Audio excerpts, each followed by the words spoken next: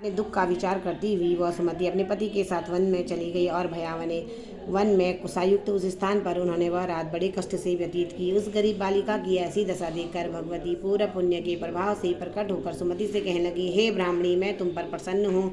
तुम जो चाहे वरदान मांग सकती हो। मैं प्रसन्न होने पर मनवांछित फल देने वाली हूँ। इस प्रकार भगवती दुर्गा का वचन सुनकर ब्राह्मणी सो कहने लगी कि आप कौन है जो मुझ पर प्रसन्न हुई हो। यह सब मेरे लिए कहो और अपनी कृपा दृष्टि से मुझ दीन दासी को गिरफ्तार करो। ऐसा ब्राह्मणी का वचन सुनकर देवी कहने लगी, मैं आदिशक्ति हूँ और मैं ही ब्रह्म विद्या और सरस्वती हूँ। मैं प्रसन्न होने पर प्राणियों को दुख दूर कर उसको सुख प्रदान करती हूँ। हे ब्राह्मणी, मैं तुम पर तेरे पूर्व जन्म के पुण्य के प्रभाव से प्रसन्न हूँ।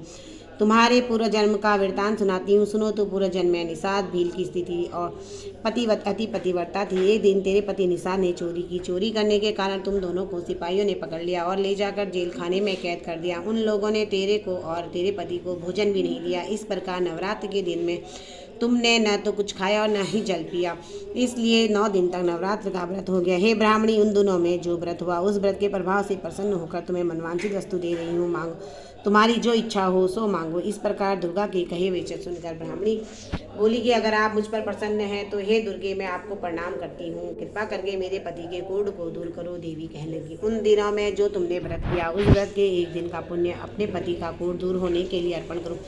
मेरे प्रभाव से तेरा पति कोढ़ से रहित और सोने के समान शरीर वाला हो जाएगा। ब्रह्मा जी बोले। इस प्रकार देवी का वचन सुनकर वह ब्राह्मणी बहुत प्रसन्न हुई और पति को निरोग करने की इच्छा से ठीक है ऐसे बोली। तब उसके पति का शरीर भगवती दुर्गा की कृपा से पुष्टिहीन होकर अति कांति युक्त हो गया, जिसकी कांति के सामने चंद्रमा की कांति भी क्षीण हो जाती है। और ब्राह्मणी पति की मनोहर देह को देख देवी को अति पराक्रम वाली समझकर स्तुति करने लगी कि हे दुर्गे, आप दुर्गति को दूर करने वाली, तीनों जगत का संताप भरने वाली, समस्त दुखों को दूर करने वाली, रोगी मनुष्य को निरोगी करने वाली, प्रसन्न होने पर मनवांछित वस्तु देने वाली और दुष्ट मनुष्य का नाश करने वाली हो। तुम ही सारे जगत की माता और पिता हो। हे अम्बे, मुझे अपराध रहित अबला को मेरे पिता ने कुष्ठ के साथ विवाह कर मुझे घर से निकाल दिया। उनकी निकाली हुई पृथ्वी पर मैं आरक्षित घूमने लगी। आपने ही मेरा इस आपत्ति रूपी समुद्र से उद्धार किया है। हे देवी, आपको प्रणाम करती हूँ, मुझ दीन की रक्षा करो। ब्रह्मा जी बोले कि हे बृहस्पति, इस प्रकार उस सुमति ने मन से देवी की बहुत स्तुति की। उसकी स्तुति सुनकर देवी को बहुत संतोष हुआ और ब्राह्मणी से कहने लगी, हे ब्राह्मणी, तेरे उद्दालक नाम का एक अति बुद्धिमान, धनवान, कीर्तिवान और जितेंद्र पुत्र शीघ्र ही होगा। ऐसा कहकर वह देवी